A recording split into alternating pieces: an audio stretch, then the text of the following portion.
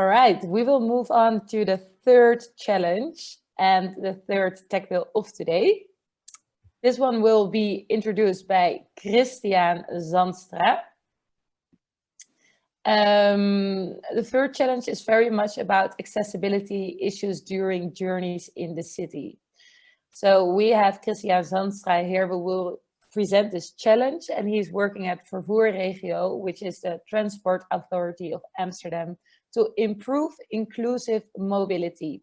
So maybe not many people in this meeting are thinking about inclusive mobility that much, but when it happens to you, you get to face it every day. And Christian has a lot of practical knowledge because he's a wheelchair user, and he brings projects some steps further. Christian, can I ask you to start presenting Techpill 3, please? Yes. I will share my screen. Do you hear me? Yes, I can hear you. Thank you so much.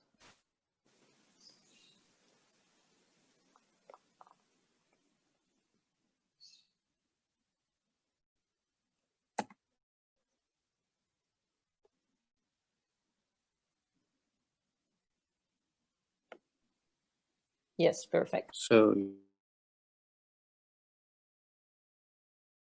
I need to do it like this because I'm on my iPad.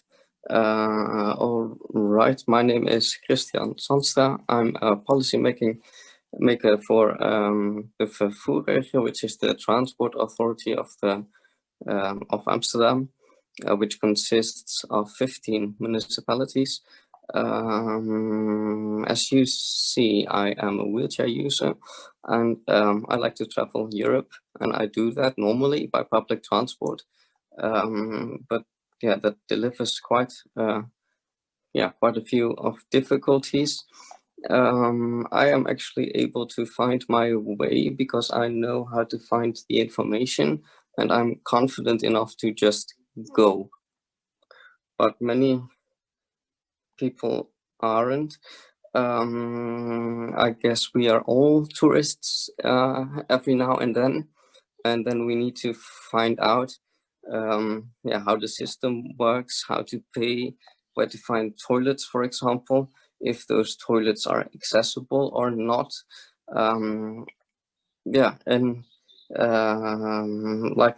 Paying, for example, here in the Netherlands, we use a special card, the OV chip card, to pay our fares. That's something you need to know and to get used to. Right. We work on inclusion in mobility. There are still many forms of exclusion and segregation in mobility. We've come up with an inclusive mobility policy this year. Next week we will present that in Parliament. There are different projects in that policy. I will explain a few. Here we have OV Coach, which is a service to teach people how to use public transport. They can get a person who accompanies the traveler about 8 times. So that's just to practice use public transport. We are working on a digital platform for help in mobility. We've got all kinds of platforms in this society for all kinds of things, but a platform for help in mobility doesn't exist yet. We want to make a system where you can just post a demand for a helping hand to get a push or to find the way, and that's just random people can react on that and that they are connected.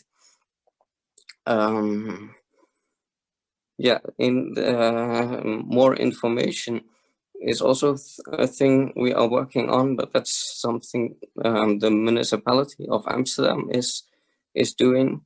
They have a project, Haltebuddy, like the former speakers explained, we have little public space in Amsterdam, and also many bus and tram stops are narrow.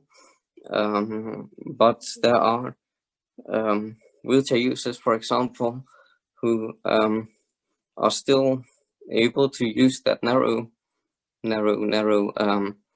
stops, but they need to know where, how much space is there, and that's what the colleagues of the municipality are trying to find out which types of stops are where, and how usable they are. Next step. The thing we are thinking about to introduce is a kind of simulator. We know simulators for flight simulators, for example, where pilots can practice how to fly. What we are thinking about is introducing a simulator to use public transport, so that users can easily find out and experience how they can use public transport, and what the different things they need to know, and this simulator needs to be easily accessible via the internet. Things that can be used are videos or pictures, even forms of gamification, like we all know games of in the past, like Sims, and games like that, where you can build an artificial world. Perhaps such forms can be invented to let people experience how what they need to know to use public transport.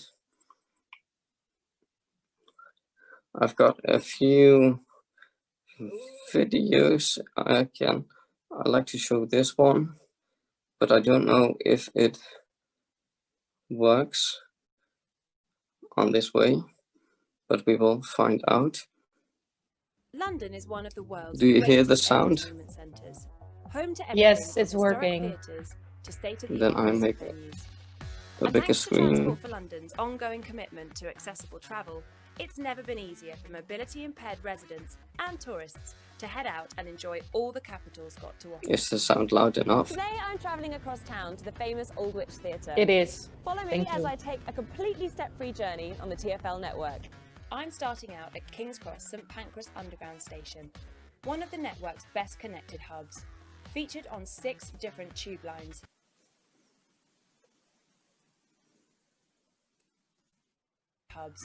Featured on 6 different tube lines and linked to national and international rail services.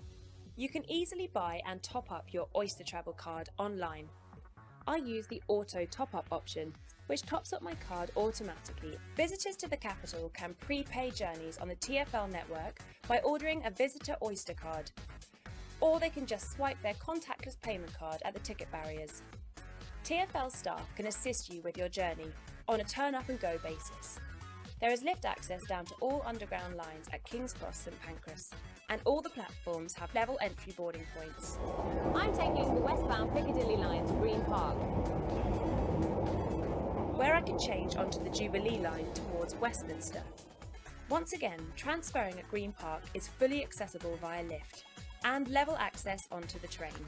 From Green Park, it's just one stop to Westminster, where the 87 bus takes me to my destination. All buses across the TfL network are fully accessible.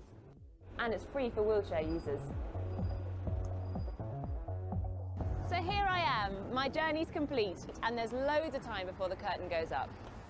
To find the most accessible routes to your event, go to the Transport for London Journey Planner, or find out more about our accessible services at tfl.gov.uk.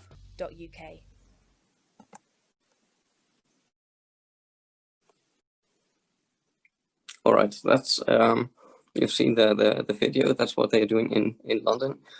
It's actually only yeah, a simple video. What we would like to do is yeah, bring it a step further and yeah, let users of the simulator also make choices. For example, during traveling, you have different choices, like paying yeah, in different ways, for example. And if the simulator can simulate those choices and those situations, yeah, here it is.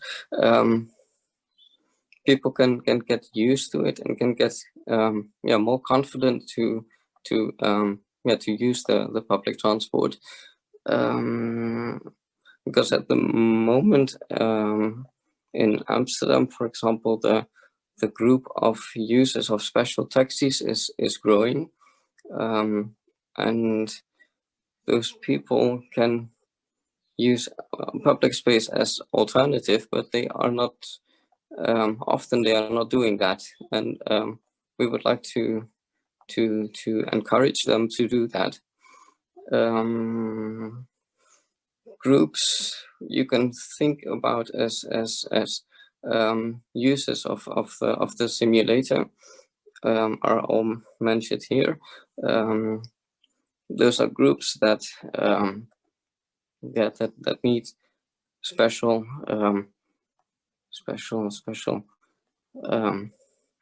information or yeah, that don't find that or that are not able to use public transport. Yeah, I lost my words. Those are Doesn't matter, right? Maybe you can go to the next slide, or you want to stay within the target groups? Also, actually I can you can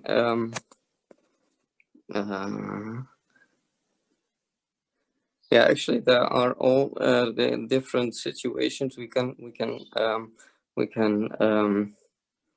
remember some ourselves. For example, conflicts between pedestrians and cyclists, for example.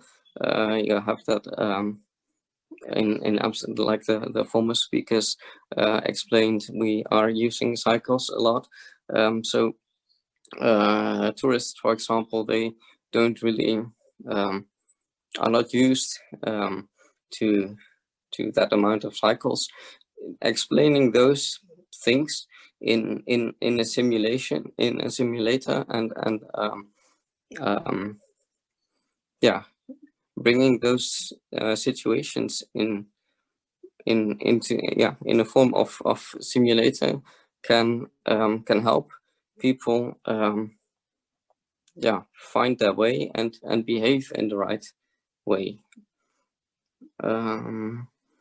Actually, I don't have much left. I only have next steps, because if you make such a simulator, it needs to be kept up to date, because information changes and situations also change. So that's something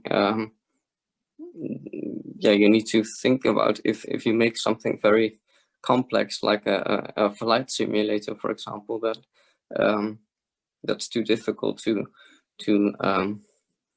yeah, to change and to keep up to date. So that's something for public transport you need to pay attention to. And yeah, that's actually it. I would like to thank all of you for your attention. And if you have questions, you can just ask them. I don't know, the other former speakers didn't get questions. How will the questions be delivered to us? So everyone can send their questions to the email address citython@carnetbarcelona.com, and they will make sure that the question will arrive at the right people. However, Christian, thank you so much, first of all, for your presentation. Very insightful. But we have some time left, so I could ask now the attendees and the participants if they have any question for Christian. You can write it right now in the chat, and I could ask you the question. I was wondering, could you maybe go back to the challenge? To the this one or this one? Yes. So you are asking the people to introduce a journey simulator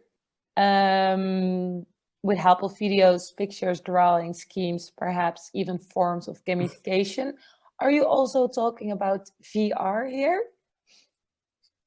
VR, what's that? Virtual reality. Virtual reality. That's yeah, whatever forms people come up with, if they can find ways to motivate and to encourage people that experience difficulties, like the groups I've shown here. Mm-hmm. The children, elderly, disabled people, and strangers. Whatever ways people can, participants find to encourage them to use public transport, yeah, are welcome. Okay, okay. I just received a question via the chat from Jonas A. Anderson, and he's asking, this journey simulator, is it developed or is it just an innovative idea? No, this is still this idea is very new. We just came up with it for a startup in residence a few months ago, and there it didn't deliver a startup which could help with bringing this challenge into practice.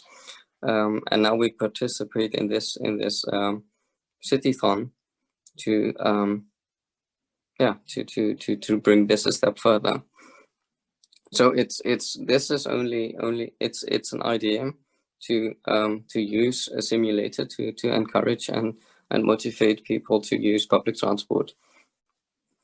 Yes, so during the Citython, they can actually elaborate on this existing idea already. I see a new question coming in. The simulator would facilitate the journey much, but does it also pay attention to levels on the journey? What levels on the journey? What does the... Jonas, can you maybe explain your question a little bit more in the chat? Levels on the journey, what do you exactly mean by that? In the meantime, we have another one. There's another question saying, is there any official route planner for Amsterdam City that includes all modes of transport? So all different modes of transport. Yeah, that's a thing. There are planners like the NS planner or 9292, but those planners don't. They offer a bit of accessibility information, but that's not complete.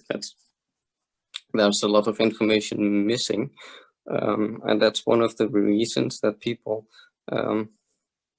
just know not well enough how they what they will experience and what they will encounter when they use public transport or move through public space. So a planner, that is something we are collecting information to make the planners more that the planners offer more information, but that's still ongoing. Okay, it's still ongoing. So no, there's not one that includes all modes of transport. Something more about this. There is indeed a group of persons, like tourists, for example, who are just going to use the planners because they just have to. They are they have come to Amsterdam, for example, and they don't have other choices in modes of transport, so they need to move through the city, and they move by public transport. But the users of the special taxis, they just many of them stay in the taxis and don't take the step to use public transport, because they don't see that as alternative, and there a simulator can help them to to find new ways to move through the city. Yeah. If we move back to the previous question about the simulator that would facilitate the journey, but does it also pay attention to levels on the journey? And Jonas meant differences in heights in the pavement. So different levels, literally related to how high the pavements are. Yeah, that's actually part of what I call the situations. If there are different, Amsterdam is quite flat, but if there are height differences with steps and things like that, and if you go to a metro station, for example, you need to go up or down. That needs to be part of explaining the situation. So the simulator can then show how you go down, for example, and where to find the elevator, if there is an elevator only on one side of the station or at both sides, and things like that can be part of the simulator. Yeah, that's clear. Thank you. I think we will move to the last question. This question came in from Ashley Cryan, and she says that she's asking, aside from the route planners, so the NS.nl and 9292, is there a detailed database of accessibility features per station or stop that the city maintains? And would this be, or is this publicly available? There is at the moment more and more information, but it is still not easily available for just citizens or tourists. So that's that's a difficulty, that the information there is more and more information, but it is not easily available. Okay, so is it so it's not available for the inhabitants or the citizens of Amsterdam, or it's just difficult to find? I think the information, the Halter Buddy, for example, the project the municipality is working on, they are collecting the information and then to make an app to to offer that information which they are collecting now to users of the public transport, so that the users can find out which kinds of bus and tram stops are available and where they are where they can be found. Okay, thank you so much. If there are any more questions, you can send them to the email address citython@carnetbarcelona.com, and then Christian will receive those questions as well. For now, Christian, I would like to thank you so much for your presentation, very insightful. And we will move on to the last speaker of today. Thank you for your time. Yes, thank you.